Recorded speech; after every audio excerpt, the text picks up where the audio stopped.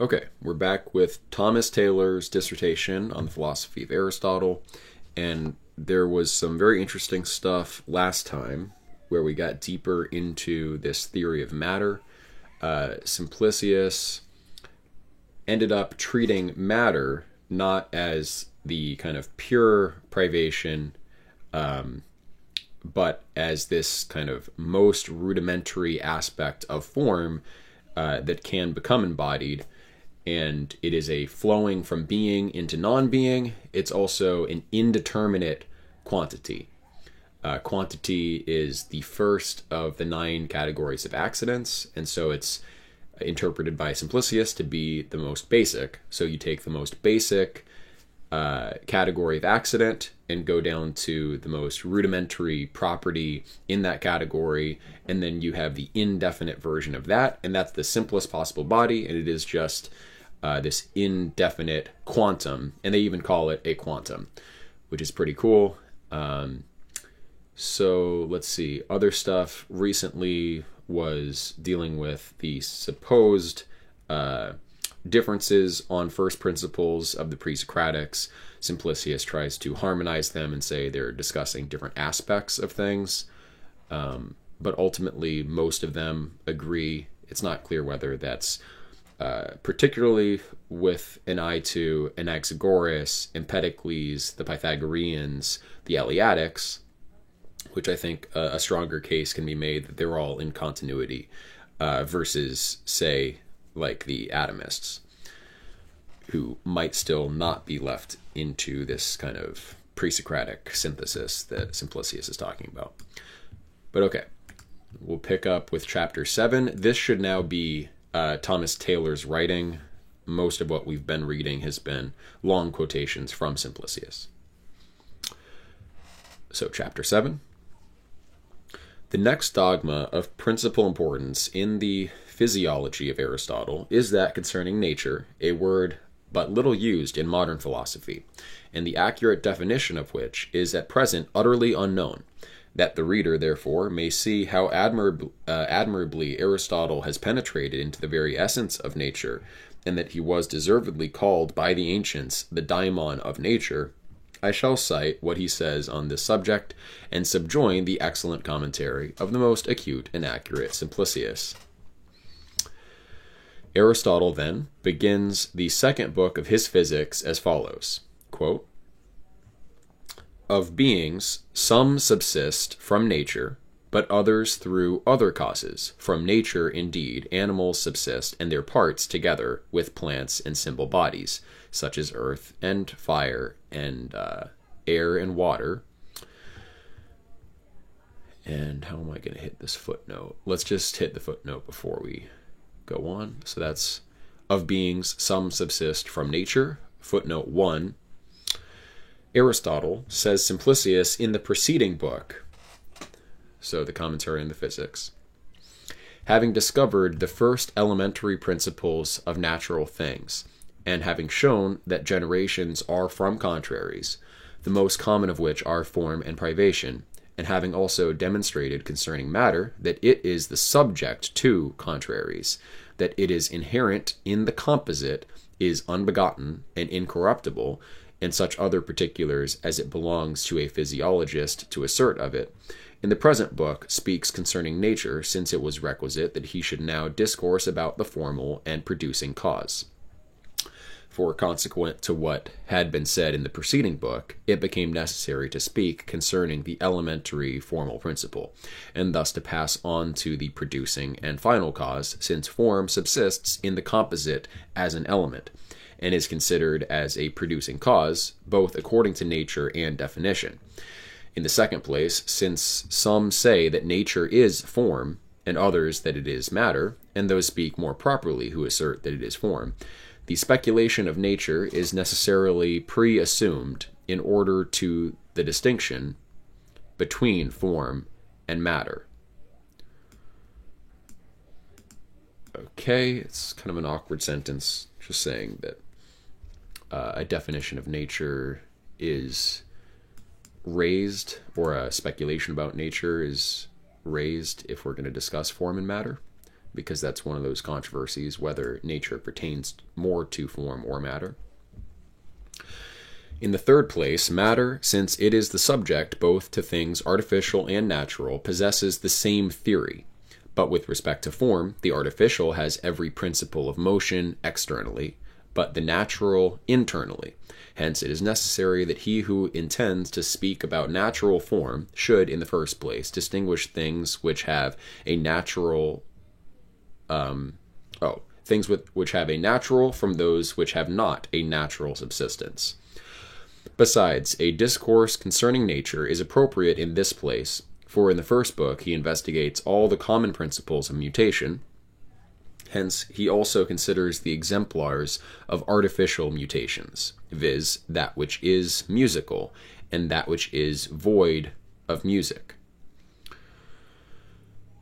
Okay, so the basic division of artificial changes are those which are musical and those which are void of music. So interesting. But here, separating things which subsist by nature from things which have not a natural subsistence, he speaks concerning natural things and omits such as are artificial. Hence, he necessarily speaks concerning nature and things which subsist by and according to nature, first separating them from things which do not subsist by nature, for at the end of the first book he announces that he shall next speak concerning natural and corruptible forms. In short, a knowledge of nature, of that which subsists by, according to, and possesses nature, what each of these is, and in what they differ from each other, is necessary to him who discourses on physics. But a knowledge of nature precedes all these. Hence, he first teaches us concerning it, not thinking it worthwhile to investigate if it is, because its subsistence is clear. But he demonstrates what nature is, and together with this demonstrates also that it is.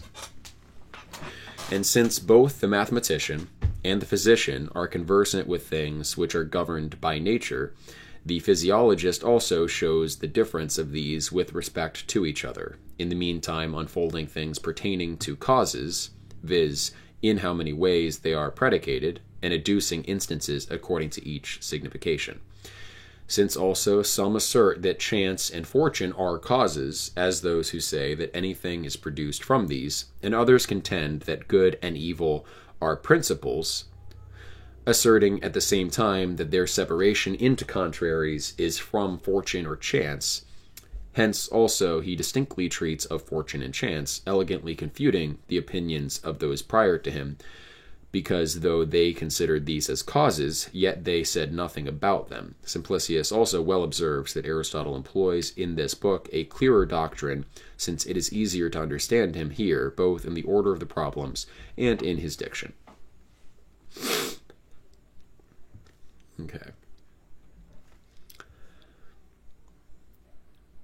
Okay, so whether Aristotle treats fortune or chance as a cause, I think he will not treat them as a cause, but let's be on the lookout for that. Okay. Of beings, some subsist from nature, back to Aristotle now, but others through other causes. From nature, indeed, animals subsist and their parts together, with plants and simple bodies, such as earth and fire, air and water. For we say that these, and things of this kind, subsist from nature. But all the things we have enumerated appear to differ from those which do not consist from nature. For all such things as subsist from nature appear to contain in themselves a principle of motion and permanency. Okay. So, Taylor already kind of outlined that he was going to draw this distinction between basically natural things and artificial things.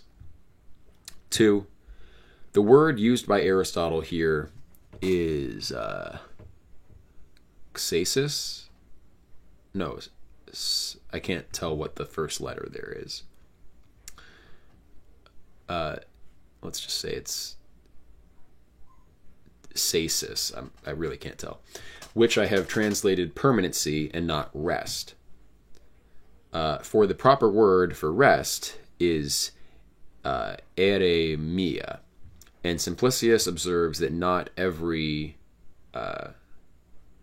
stasis is arimia. Okay, not every permanency is rest, so rest is more particular than this more general notion of permanency, but that only which is after motion.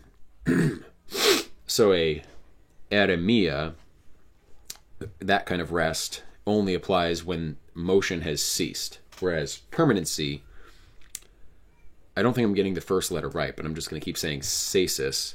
That kind of permanency is there regardless of whether motion has occurred. This word is employed also by Plato in the Sophist to express one of the 5 genera of being, viz. Essence, permanency, motion, sameness, difference, in which place it evidently does not signify rest. Yeah, Brian in the YouTube chat, should it be stasis? You would think so, but I don't see the tau either, so that's all right. And if it was a typo, why would it be consistent 3 different times? But okay. Appear to differ from those which do not consist from nature, for all such things as subsist from nature appear to contain in themselves a principle of motion and permanency. So that stasis, they don't just contain a principle of motion, but also permanency, stasis, which is more general than a rest that comes after motion. Natural things contain a principle of both motion and permanency, as opposed to rest. Some according to place, others according to increase and diminution, and others according to change in quality. So they change and rest according to increase, diminution, change in quality, or according to place. Change in quality, the example that Taylor gives is as water when attenuated and heated. But a bed, a garment, and anything else of this kind, so far as they obtain these appellations, and so far as they are produced by art, have no innate impulse of mutation. So far, however, as it happens to them to be stony or earthy, or mingled from these, so far they possess this impulse. Nature being, as it were, a certain principle and cause of motion and rest, to that in which it is primarily inherent, essentially, and not according to accident. So, artificial objects have the nature of the natural materials that they're made from, so they have that tendency to either motion or permanency, or both in some combination from nature. I say not according to accident, because a man may be the cause of health to himself, in consequence of being a physician. At the same time, however, he possesses medicine, not so far as he is made well, but it happens that the same person is a physician and acquires health. Okay, so nature has these principles of motion and permanency essentially, not accidentally, whereas I guess the artificial things would have them sort of accidentally as it happens, because it's belonging to what they're made of, but not inherent in their nature itself, I think is the point he's sort of getting at. Hence, these are sometimes separated from each other. In a similar manner, everything else which is made subsists, for none of them contains in itself the principle of making. But some of them have this principle in other things, and external to themselves, as a house, and everything else which is made by the hand. Others have it in themselves, indeed, yet not essentially, viz. Such things as are causes to themselves from accident. Such, therefore, is nature. Causes to themselves from accident. So let's read Taylor's footnote here to try to explain what Aristotle means. Aristotle, says Simplicius, properly calls orme here an internal principle of motion. But some, says he, write arcane principle instead of ormein. Okay, ormein. What word is being translated as? or from or mean. Okay. We're just going to keep reading. For natural things have the cause of motion in themselves, but artificial things externally, since they neither contain in themselves the artist nor art, for a clod of earth is carried downwards without being externally moved, but a bed derives its form externally. In like manner, permanency to a clod of earth, when it has arrived at its wholeness, is internally derived, but permanency to the configuration of the bed is derived externally from the artist. Okay. So some things have those principles of themselves. Those are natural objects. Some have them from others. Those are artificial objects. But there was an intermediate class of... let's just read Aristotle again so we have it fresh in our minds. Others have it in themselves indeed, but not essentially. For example, such things, or that is, such things as are causes to themselves from accident. So we'll see hopefully what that third kind of intermediate category fleshes out to. And back to this Taylor footnote, and both in things which subsist according to nature, and in those which subsist according to art, whence motion, thence permanency is derived.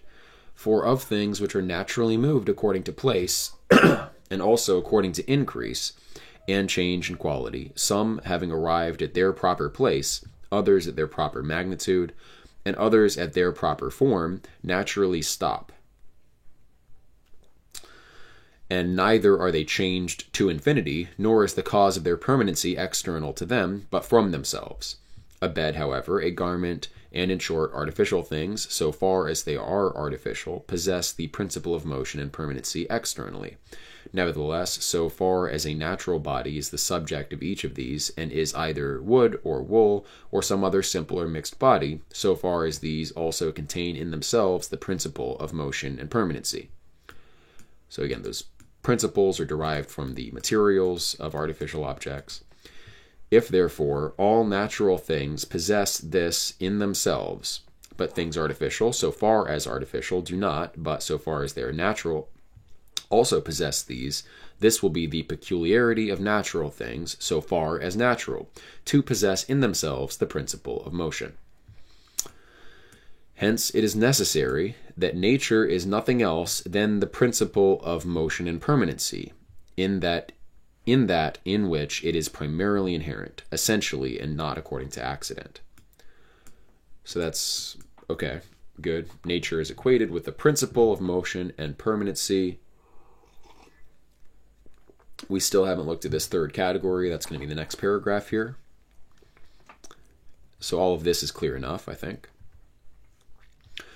But the words in which it is primarily inherent, essentially, and not according to accident, are added very necessarily, for a bed has the principle of motion and rest in itself, and when unsupported is carried downwards, yet so far as a bed, it is not called natural, nor is it said to possess nature, because the principle of motion does not belong to the bed, but to the wood, and through it to the bed also. The addition, therefore, of the word primarily is necessary, and that the words essentially and not according to accident are necessarily assumed, Aristotle himself insinuates, for it is necessary, if that which is natural is to be, that it should contain in itself, so far as it is, the principle of motion. For instance, for earth, so far as earth, a tendency downward, is to have a nature. Nevertheless, if a physician, being diseased, should heal himself, he would be healed from himself, for he would not possess in himself the principle of motion, yet not essentially but from accident. For a physician is not healed from himself so far as he is a physician, but so far as he is diseased, since he heals, indeed, so far as he is a physician, but is healed so far as he is diseased. I think this is a clumsy way of articulating it, it seems. My thought would be the physician heals himself by an accidental property. So he has the principle of his motion in himself, but it's not essentially but accidentally. because it's not of his nature, his essential nature is a man generically that he heals himself. So a principle of his motion or mutation comes from himself, but according to an accidental property of himself. The way Taylor explained this seems a little bit different, but let's just read it again and give him the benefit of the doubt. I'm not trying to diss Thomas Taylor. Nevertheless, if a physician, being diseased, should heal himself, he would be healed from himself, for he would possess in himself the principle of motion, yet not essentially, but from accident. For a physician is not healed from himself so far as he is a physician, but so far as he is diseased. So, seems like the categories are being drawn slightly differently. So it's not of his nature as a physician that he heals himself and has that principle, but so far as he is diseased, which is like an accidental property, qua physician. This is what I'm saying. It seems a little bit clumsy, I think, the way I just explained it. Although different from this is closer to what Aristotle was getting at, perhaps. Since he heals indeed so far as he is a physician, but is healed so far as he is diseased. And it is one thing to be a physician, and another to be diseased. Hence also they are separated from each other, for neither is every physician diseased, nor is everyone who is diseased a physician. So that the physician who is healed from himself does not heal himself so far as he is diseased, but so far as he is a physician. And according to this, he has from himself the principle of motion, for if he had this principle so far as he is diseased, everyone who is diseased would heal himself, since he is healed so far as he is diseased, but he possesses the principle of motion and of being healed from himself, not so far as he is diseased. Okay. According to this accidental property then of being a physician, I guess, which is what I'd said before, again, I feel like this could be explained a little bit clearer, but Aristotle beautifully renders the term, according to accident, manifest by saying, hence they are sometimes separated from each other. Okay? For that which is essentially inherent in anything is inseparable from that thing, and that which may be separated is not essentially, but accidentally inherent. In between that, of course, would be the category of accidents that are inseparable. So you have essences which are always inseparable, accidents which can be inseparable, and then accidents which are separable. But the term primarily differs from the term essentially, for not everything which is essentially is primarily, nor everything which is primarily is essentially. For when one thing is essentially inherent in another, and that again in some other third thing, then the first is essentially inherent in the third, but not primarily.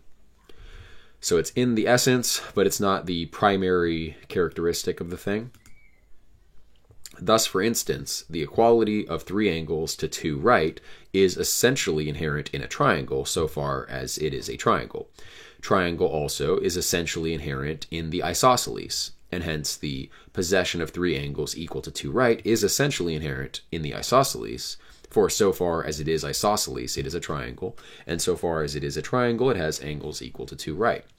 The being a triangle also, and the possession of angles equal to 2 right, are inseparable from the isosceles, yet the having angles equal to 2 right is not primarily in the isosceles, but is through triangle as a medium. Right, so it's in the essence of isosceles by virtue of being in the essence of triangle. I guess this, I think, is the way that Plotinus uses the term authentic existence. I think the authentic existence of something is where it exists in the essence of something in its own right for the first time. So things can be contained in essences prior. Something can be contained causally, so like the one contains all things causally. But that doesn't mean that the authentic existence of all things is in the one. The authentic existence of something is that level at which it first manifests in the essence. So the authentic existence of the 2 right angles equal to the angles of the triangle isn't in isosceles, the authentic existence of that property, is in the triangle itself. Okay. Again, whiteness is primarily inherent in superficies, faces, and virtue in the soul, for it is not through any other medium. These, however, are not inherent essentially, for they do not give completion to the essence of their subjects, nor are they assumed in the definition of them. Okay, so here we have accidental properties that are separable. Whiteness, too, may be separated from superficies and virtue from the soul. But sometimes both these concur in the same thing when they give completion to essence and are inherent without a medium. Okay. Thus, reason may be said to be inherent in man essentially and primarily, and the possession of angles equal to 2 right in a triangle, and a triangle in isosceles. But if a ship has in itself that which moves it, viz. The pilot, yet it does not possess this essentially. For neither does the pilot give completion to its nature, since if he did, every ship, immediately on being a ship, would not be in want of that which moves it externally, nor would the pilot be separate from it, since nothing which is essentially inherent in anything can, while that thing is preserved, be separated from it. And though the pilot, in moving the ship, moves himself, yet he does not move himself either essentially or primarily. Okay, so this is one way where a thing has the principle of its motion from inside, but according to accident. So it's like the pilot, which is removable, is separable property of the ship as a whole, doesn't have to... or rather, when that separable thing is there, then the ship has this principle of self-motion, but it's not from the essence of the ship, it's from an accidental thing, the fact that the pilot is in the ship. Okay, Simplicius adds, the great Syrianus observes that the definition of nature here given is nearly adapted to all the significations of nature, when appropriately assumed in each. For as the word nature is homonymously predicated of matter and form, so homonymous predication means it's the same form of the word, but the meaning is substantially different. Synonymous predication would be the same exact definition applies in both instances. So like a genus is synonymously predicated, but some general categories like being are homonymously predicated. Nature is homonymously predicated of matter and form.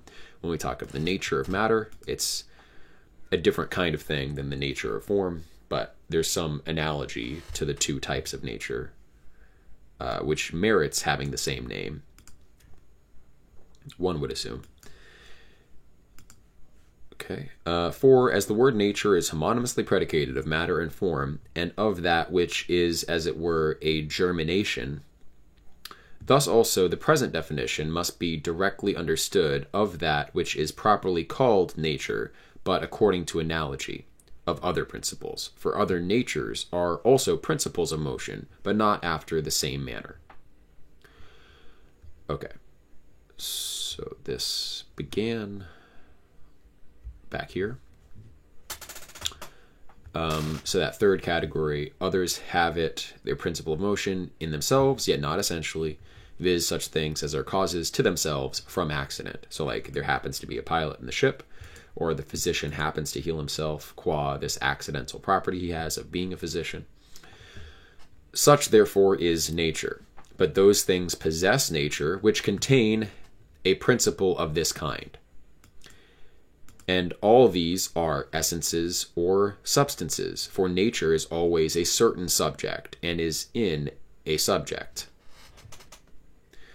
These things, too, are said to subsist according to nature, such as are essentially inherent in these. Thus, for instance, fire tends upwards according to nature, for this property is not nature, nor does it possess nature, but is by nature, and according to nature. Okay, so nature is that principle of motion. So the property of rising, insofar as it is a rising motion, isn't nature in general, and that rising by itself doesn't possess nature. It is by nature. The principle of motion is the nature, and so that upward movement is caused by nature and is moved according to nature, but the nature is the principle of the motion. The property of motion isn't itself nature. What nature therefore is has been said, and also what a substance, or rather what a subsistence is, by and according to nature. So a subsistence according to nature versus things that subsist accidentally, or like from an external source. 5. Footnote 5. Everything which possesses nature is essence or substance. And this is probably the same Greek term in either case, ousia, ousia. In Platonism, essence is usually translated from ousia. In Aristotelianism, substance is usually translated from ousia. Same term. Everything which possesses nature is essence or substance because it possesses a certain subject and is in a subject, or in other words, it is matter and form, which are properly sensible essence. But a subsistence according to nature is more extended than the possession of nature. For things which possess nature are said to be according to nature, as being characterized according to the nature which is in them, and being that which they are said to be. Not only, however, these things are said to be according to nature, but such also as are essentially inherent in these. For fire possesses nature in itself, having a principle and cause of motion upwards, but a tendency upwards is according to nature, and by nature to fire, which tendency upwards is no longer the possession of nature, nor is this nature. For neither is it essence, but power and energy, subsisting in fire according to the reason of nature, and is thus said to be according to nature. The same also is said to be by nature, for through its own nature and being thus naturally adapted, it possesses such a power and energy. And to fire indeed a tendency upwards is both by nature and according to nature. Yet by is not the same as according to nature, but the former is more extended than the latter. So something being by nature is a broader category than being according to nature. For we say that things according to are by nature possessing their proper perfection. So by nature subsumes according to, because when we say something is acting according to nature, it does that. It accords with nature by its nature. So according to presupposes by nature. But there are some things by nature as things which are produced according to the energy of nature, and yet are not according to nature, such as mutation from birth, and in short, things which consist in privation. Okay, so according to the energy of nature, so it's by the energy of nature that like a mutation of the term would typically be monstrosity, but we can just think of like an atypical birth or whatever. That would happen by nature, but not according to nature. For these are such from nature, for these are such from natural adaptation, because privation is absent in that which is naturally adapted to receive. And a subsistence by nature may be asserted of everything which is consequent and happens to a natural essence, so far as it is such, as to be colored and to be diseased happen to body. Okay, but a subsistence according to nature is alone asserted of that which happens according to the will of nature. Hence we say that to be well is according to nature, but that to be diseased is present by nature, being contrary to nature. When therefore Aristotle uses the term by and according to nature, he does not say that these are the same, but that a tendency upwards is by and according to nature to fire. Okay, but to attempt to demonstrate, this is back to Aristotle, but to attempt to demonstrate that nature is would be ridiculous, for it is evident that there are many beings of this kind, and to demonstrate things apparent through such as are unapparent is the province of one who is incapable of judging what is essentially and what is not essentially known. That some, however, may be thus affected is not immanifest, for one who was blind from his birth may reason about colors. Wait, this seems like it's a total non sequitur from what just preceded.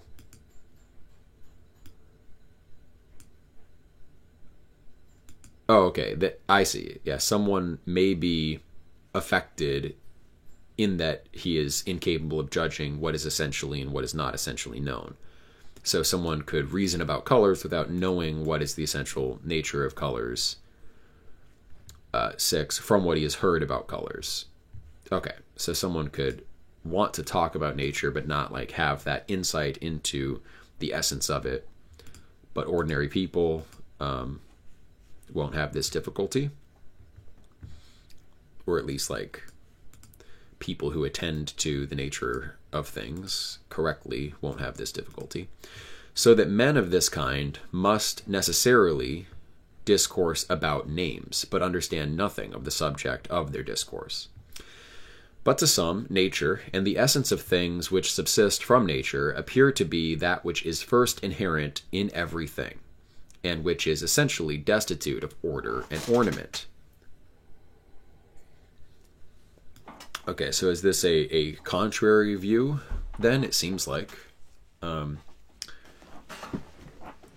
some people, nature is what is first inherent in everything, and which is essentially destitute of order and ornament.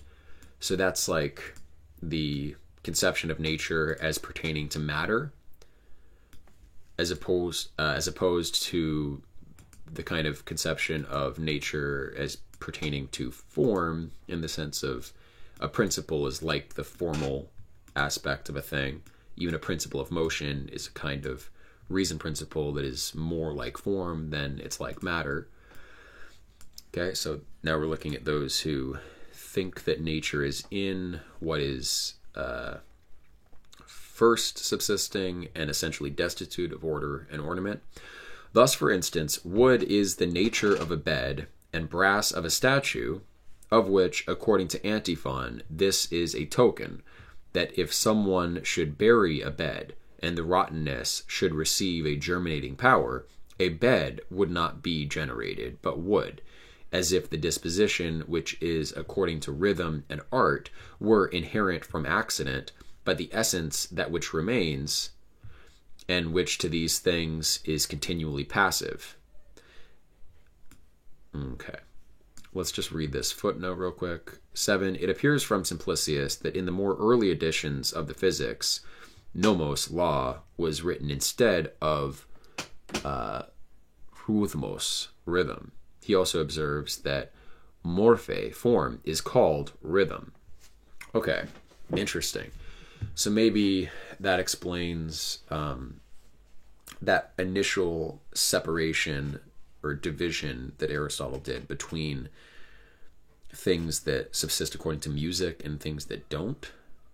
If music was having to do with rhythm here, and rhythm is equated to form, and is also kind of equated to law, insofar as later editions replaced the term nomos with rhythmos.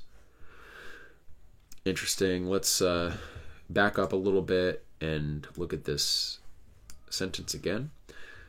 Thus, for instance, so is he demonstrating those who think that nature is in the substrate more so?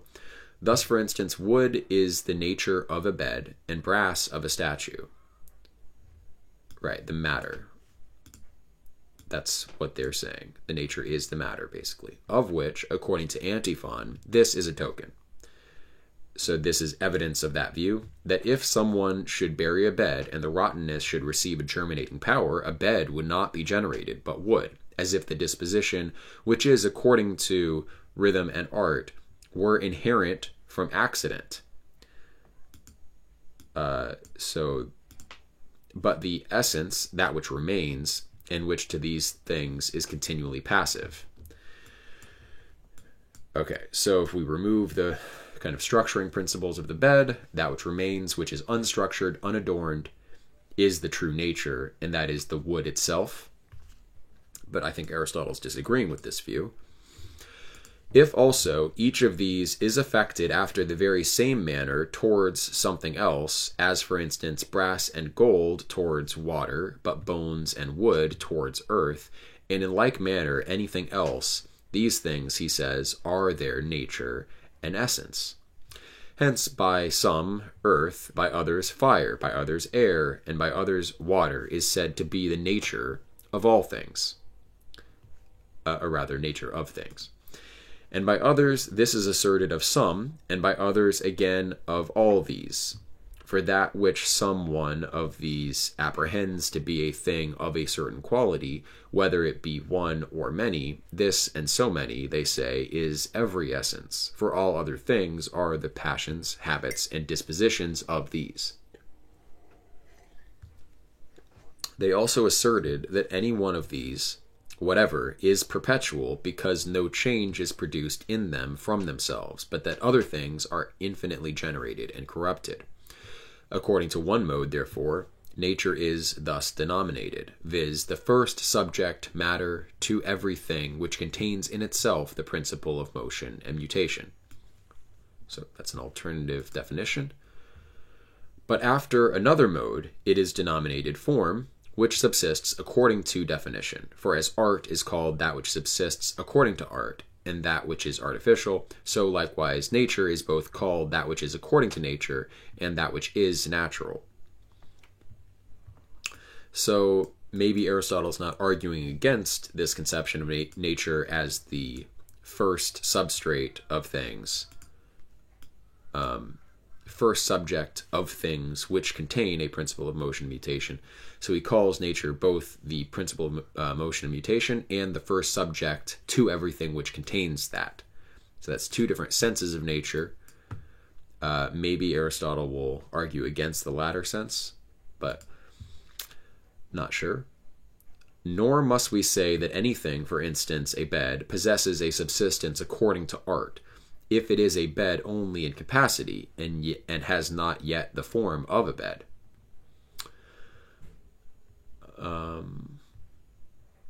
Nor must we say that it is art.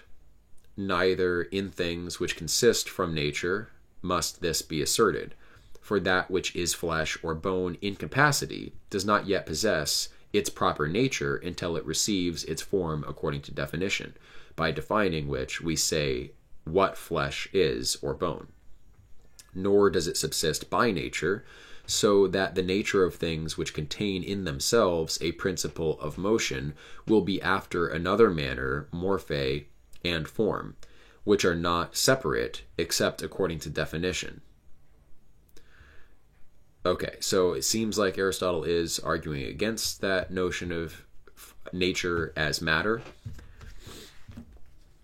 So footnote 8, Aristotle, having completed and dismissed the hypothesis, which asserts that nature is the subject of things, passes on to that hypothesis which says that form is nature.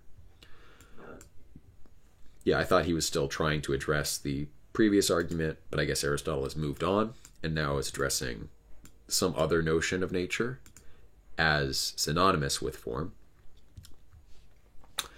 But since nature communicates with art according to formal power, and differs from it so far as nature makes form according to the matter of art, of the bed according to wood, and of the statue according to brass, hence some, conceiving that matter is nature, argue from this difference, asserting that a bed, if it were buried in the ground, would appear to be nature according to the wood, and not according to the outward form. But others who assert that form is nature argue that the formal communion between nature and art, or rather, they argue from the formal communion between nature and art, for, say they, as in things which are produced according to art, that which is so produced, and the artificial are called art. For we say that the outward form of the statue is a wonderful art. Thus also in things which subsist by and through nature, that which is according to nature and is natural will be nature. For we say, for instance, that the nature of the wood is admirable according to its form. For as is art to that which is according to art, so is nature to that which is according to nature. And alternately, as geometricians say, since art is in that which is according to art, and nature in that which is according to nature. But in things which are according to art, they are not yet said to be according to art until they have received form. But prior to this, they are only in capacity according to art. Hence, neither is art in them, for art is in form, since the brass is not the art of the statue, but the form is. Neither, therefore, in things which are produced by nature, is that which is only now in capacity according to nature, nor does it possess nature, for neither flesh in capacity nor bone in capacity possesses the nature of flesh or bone before it receives form. If, therefore, a thing, in receiving form, possesses nature, form will be nature. And you may syllogize as follows: that by whose presence things which are by nature, that is nature. Okay, that which by whose presence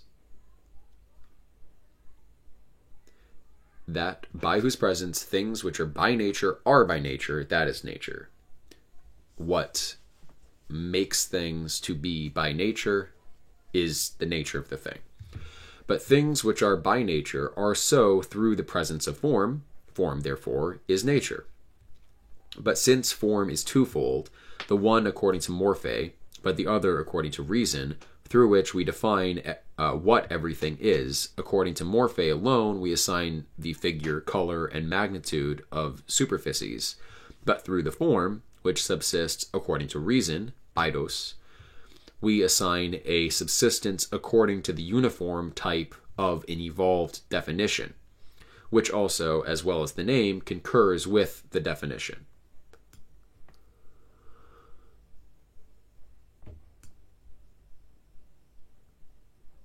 This also comprehends morphe. So form is twofold. Let's pay more attention to this. Through which we define what everything is. According to morphe alone, we assign figure, color, magnitude of superficies, but through the form which subsists according to reason, we assign a subsistence according to the uniform type of an evolved definition.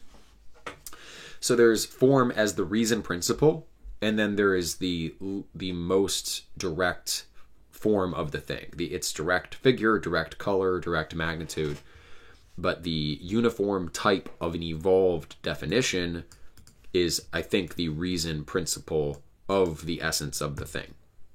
So like the blueprint in nature, the immanent carrier of formal principles to natural bodies, that also is form. Aristotle, therefore, says, and that's called the spermatikos logos, and also just reason principles of nature. Not sure what the Greek would be there. Aristotle, therefore, says that this form, which subsists according to reason, or that a morphe of such a kind is nature. Okay, so Aristotle is siding with those who say that nature is more the form of things. Hence he adds morphe to form, saying, after another manner, morphe and form, and again, morphe and form, which are not separate. In art, also, morphe and form are the same after another manner, because the reason or definition of the artist is according to morphe.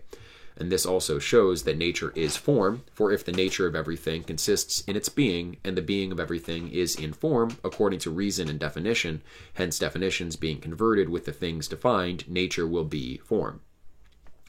So that, according to the former arguments, matter will be nature to natural things, but according to what is now said, this must be asserted of form, which is inseparable from its subject and is alone capable of being separated from it by definition. Simplicius adds, so yeah, the form can be separated from the composite object in that we can define the form separately, so it's virtually distinct, but not actually distinct. Because as being essential to the object in question, it's inseparable. Simplicius adds that those things are said to be separate, which, being separate from the things from which they are said to be separated, still retain their own nature, but such as, when separated, are corrupted, are not separate. So if you can chop off your finger, that doesn't mean your finger is separable. The nature of the finger is not separable from the nature of the body. And such is the form which is in matter, for being two natural things is according to this, and not according to separate form. Yeah, if you remove the form, if you separate the form from the thing, then it all decays. It doesn't last. It doesn't have that principle of persistence. Is that the term before? I think. Yeah. So that's the sense in which these things are inseparable. Okay. And this started up here. So, nor does it subsist by nature, so that the nature of things which contain in themselves a principle of motion will be after another manner, morphe and form, which are not separate, but except according to definition. So that's another way in which what is by nature is formal. But that which is composed from these is not nature, but consists from nature, as for instance, man. And this is nature in a greater degree than matter, for everything is then said to be when it is form in energy. I'm not going to pronounce that. Entelexeia? Entelecheia. Entelechie. For everything is then said to be when it is form in energy, entelechia, rather than what it is in capacity. Okay. So again, he's favoring the notion of nature as form over the notion of nature as matter. Farther still, man is generated from man, but a bed is not generated from a bed. Hence they say that not the figure but the wood is nature, because if it should germinate, it would not become a bed but wood. If therefore this is art, form also is nature, for a man is generated from a man. Again, nature considered as generation is a path to nature, for it does not subsist in the same manner as healing, which is said to be a path not to medicine but to health, since it is necessary that healing should be procured from medicine and not lead to medicine. Nature, however, does not thus subsist with respect to nature, but that which is born proceeds or takes its beginning from something to something. To what, then, does it proceed? Not to that from which, but to that to which. Form, therefore, is nature. Okay, let's read this footnote and try to find a spot to stop pretty soon here. Footnote 1, again. Aristotle adduces this third very appropriate argument, by which it may be shown that nature is form, for nature, which is so called as a germination and generation, is a way proceeding to the nature of that which is produced, and ending in it. As therefore in things artificial, everything which is produced is said to be produced, that thing to which the progression tends, and not that from which it proceeds. For when a carpenter makes a chair from wood, the wood is not said to be generated, but the chair by the carpenter. In like manner also in natural things, for when water is changed into air, we do not say that water is generated, but air. So likewise, with respect to that which germinates, when it has arrived at its nature, it is said to have germinated, but it is not said that it has proceeded from nature, but it arrives at form. Form, therefore, is nature. The reasoning, therefore, is as follows. Nature is that to which that which germinates and is generating or becomes to be tends. But a thing of this kind tends to form, and not to matter. Nature, therefore, is form. That makes sense. But form and nature are predicated in a twofold respect, for privation also is in a certain respect form. Whether, however, privation and something contrary do or do not subsist about simple generation will be considered hereafter. Okay, and then we raise this issue, granting that form is nature, they will be predicated in a twofold respect because we have to deal with the privation of both of these. So, okay, we'll look at that presumably next time. And this is the beginning of Thomas Taylor's text. Again, Aristotle quote has ended, so that worked out nicely. We'll pick this back up as soon as possible. Unfortunately, I have to work tomorrow, so no groups tomorrow. I hate when that happens, but it's, it is what it is. So, yep, that is it for this week. Maybe I could start doing these streams during the week. I didn't even do very much of the Timaeus commentary during the week, but would anyone be bothered if I did pick up more of this during the week as well? Maybe just one time to make up for Sunday, which we won't have this week. It's fine with me. I'll just catch it on YouTube. Okay. Sounds good.